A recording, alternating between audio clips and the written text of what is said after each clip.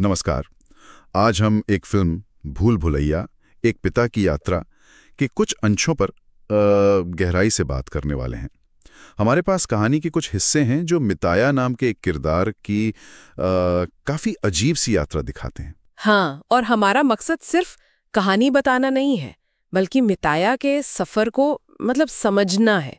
वो एक बहुत ही रहस्यमयी सब स्टेशन में फंसा हुआ है जो किसी भूल भुलैया जैसा है। तो हम देखेंगे कि ये जगह, इसके नियम, ये चुनौतियाँ, ये सब मिताया के अपने अंदर के डर और कश्मकश से कैसे जुड़ी हुई हैं। बिल्कुल। तो कहानी शुरू होती है मिताया के डर से। वो सब स्टेशन के गलियारों में है, भटक रहा है और उसे ऐसा लग रहा है जैसे किसी बंद डिब्बे में फंस गया हो। उसे लगता है कि वो एग्जिट 8 की तरफ जाता है, पर हर रास्ता उसे वापस वहीं ले आता है जहां से शुरू किया था, एक लूप जैसा। हाँ, और माहौल को और ज्यादा रहस्यमयी बनाने के लिए वो एक अजीब सा आदमी है जो बार बार उसके पास से गुजरता है, एकदम चुपचाप। हाँ, एक बार तो मिताया हिम्मत करके उससे रास्ता पूछने की सोचता भी है, पर जैसे ही वो मुड़ता है वो आदमी ठीक उसके पीछे खड़ा मिलता है। और वो मुस्कुरा रहा होता है ना, जैसे वो मिताया के मन की बात पढ़ सकता हो। बहुत ही डरावना। बहुत ज्यादा। मिताया इतना डर जाता है कि सवाल पूछने के बजाय बस भाग खड़ा होता है, और भागते हुए उसकी नजर पड़ती है एक बोर्ड पर, एग्जिट 0। लेकिन उसके ठीक ऊपर एक और बोर्ड है, एग्जिट 8। ये थोड़ा कंफ्यूजिंग है। 0 या 8, जाना कहाँ है? वो बाहर निकलने की बहुत कोशिश करता है, दरवाजे खटखटाता है, इमरजेंसी इंटरकॉम दबाता है, फोन कुछ काम नहीं करता, कोई सिग्नल नहीं, कोई जवाब नहीं। बेचारा बिल्कुल फंसा हुआ महसूस करता है। और तभी उसकी नजर दीवार पर बनी एक तस्वीर पर जाती है, चींटियों की तस्वीर। हाँ, वो चींटियों वाली तस्वीर। वो एक अजीब से गोल चक्कर में घूम रही हैं, जैसे बाहर निकलने का रास्ता खोज रही हूँ, बिल्कुल मिताया की तरह। ये तस्वीर बहुत महत्वपूर्ण है ना? जैसे वो मिताया के लिए एक आईना बन जाती है। बिल्कुल। उसे लगता है कि वो भी इन्हीं चींटियों की तरह एक अंतहीन लूप में है, एक ऐसा चक्रव्यूह जो शायद सिर्फ दीवारों का नहीं, उसके अपने मन का भी है। और जैसे ही वो ये सब सोच रहा होता है, तभी एग्जिट 8 वाले बोर्ड से वो खून जैसा गाढ़ा लाल तरल टपकने लगता है। सीधा उसके चेहरे पर। जाहिर है वो बुरी तरह डर जाता है और आगे बढ़ने की बजाय वो पीछे भागता है। और यही कुछ अजीब होता है। जब वो पीछे भागकर उस एग्जिट 0 वाले बोर्ड के पास पहुंचता है तो वो बदल गया होता है। हाँ, अब उस पर एग्जिट 1 लिखा है। ये उसके लिए एक बड़ा सुराग है, एक क्लू। हाँ, और बोर्ड पर कुछ हिदायतें भी लिखी हैं। ध्यान दो, कुछ भी बदला हुआ या असामान्य दिखे तो तुरंत पीछे भागो, और अगर सब सामान्य दिखे तो एग्जिट 8 की तरफ बढ़ते रहो। तो मिताया की बत्ती जलती है। वो लाल तरल का टपकना, वो एक असामान्यता थी। हाँ, एब्नॉर्मैलिटी। वो डरा और पीछे भागा, और यही पीछे हटना उसे लेवल 0 से लेवल 1 पर ले आया। तो ये इस भूल भुलैया का पहला नियम था जो उसने समझा, कि आगे बढ़ने के लिए कभी-कभी पीछे हटना पड़ता है, खासकर जब कुछ गड़बड़ दिखे। उसके अंदर एक उम्मीद सी जगती है कि शायद वो यहाँ से निकल सकता है। वो फिर एग्जिट 8 की तरफ सावधानी से बढ़ता है। उसे लगता है इस बार सब ठीक है, नॉर्मल है, कोई बदलाव नहीं। तो नियम के हिसाब से वो आगे बढ़ता है। लेकिन यही ये खेल मजेदार हो जाता है। वो अगले बोर्ड तक पहुंचता है और देखता है कि वो वापस 0 पर आ गया है। उसने कोई असामान्यता मिस कर दी। बिल्कुल, जैसे कोई वीडियो गेम हो जहां एक गलती आपको वापस स्टार्ट पर भेज देती है। अब मिताया समझ जाता है कि उसे और ज्यादा चौकन्ना रहना होगा। वो अपना मोबाइल निकालता है। हाँ, और हर कोने की, हर पोस्टर की, हर चीज की तस्वीरें लेने लगता है, ताकि वो छोटे से छोटा बदलाव भी पकड़ सके। अच्छी तरकीब है। इस बार वो तस्वीरें मिलाते हुए आगे बढ़ता है। कोई असामान्यता नहीं दिखती। और जब वो अगले बोर्ड पर पहुंचता है तो उस पर 1 लिखा होता है, लेवल 1 पार। हाँ, उसकी तरकीब काम कर गई, या शायद उसे ऐसा लगा। अब लेवल 2 के लिए वो फिर उसी रास्ते पर चलता है। तस्वीरें मिलाने के लिए मोबाइल निकालता है, लेकिन ये क्या, सारी तस्वीरें धुंधली हो चुकी हैं, ब्लर। अरे, अब तकनीक भी साथ नहीं दे रही। ये भूल भुलैया जैसे कह रही हो, सिर्फ आंखों पर नहीं, दिमाग पर भरोसा करो। अब उसे अपनी याददाश्त और ऑब्जर्वेशन स्किल्स का इस्तेमाल करना होगा। ये खेल बाहरी मदद से नहीं, अंदरूनी काबिलियत से जीता जाएगा। बिल्कुल। वो ध्यान लगाने की कोशिश कर ही रहा होता है कि उसकी नजर फिर उस अजीब आदमी पर पड़ती है। वही आदमी? हाँ, वही आदमी जो हमेशा एग्जिट 8 के नीचे से गुजरता था। लेकिन इस बार वो गुजर नहीं रहा, वो वहीं खड़ा है। ओके, मिताया फौरन समझ जाता है यही असामान्यता। हाँ, वो तुरंत पीछे भागता है।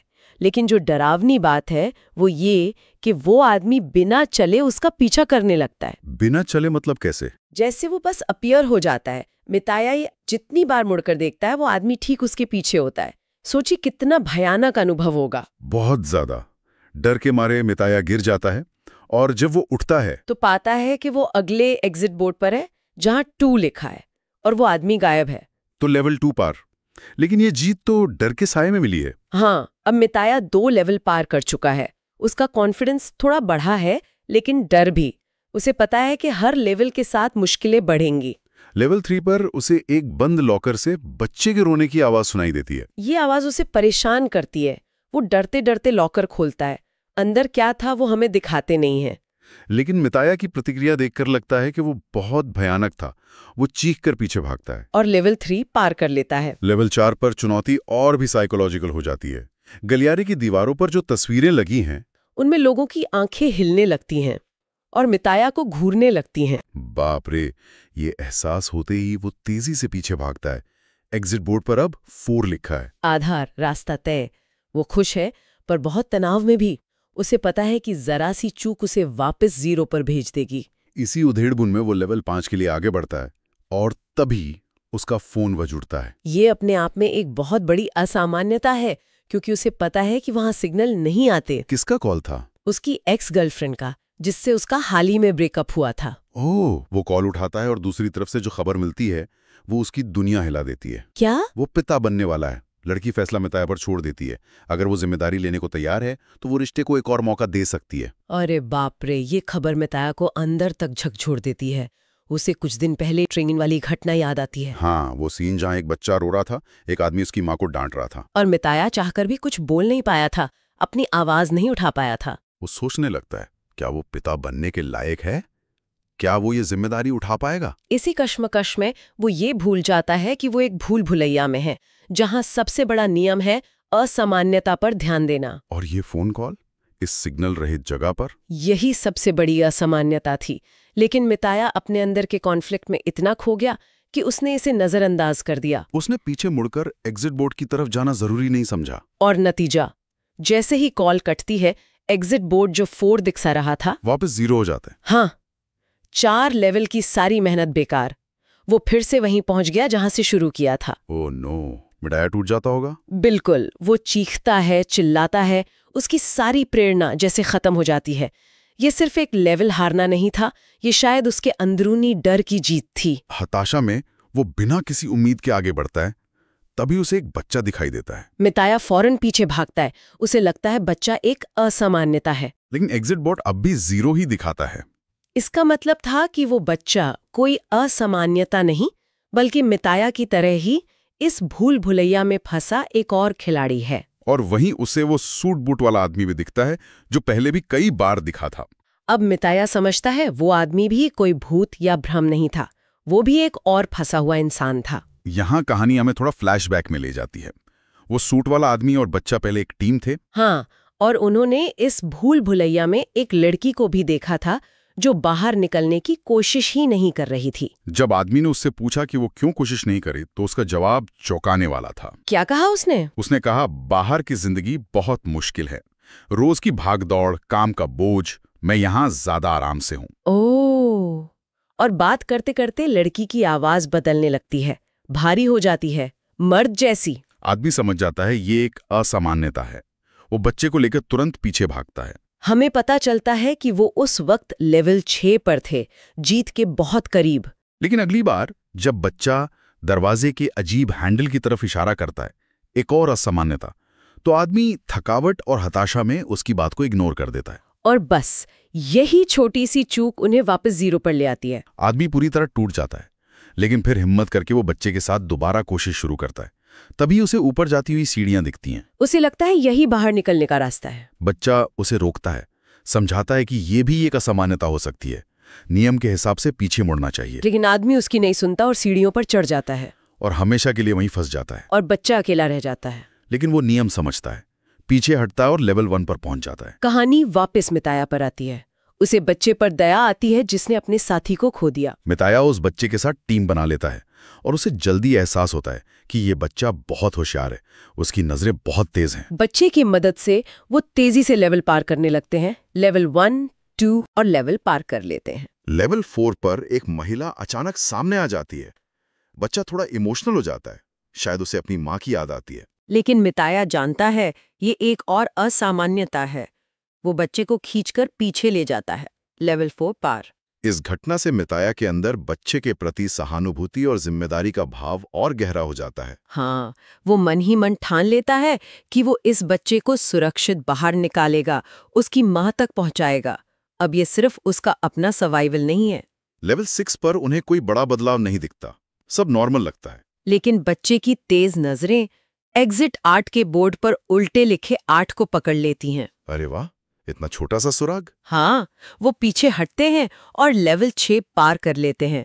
अब सिर्फ 2 लेवल बाकी हैं, लेकिन लेवल 7 पर अचानक पानी का सैलाब आ जाता है। पूरा गलियारा पानी से भर जाता है।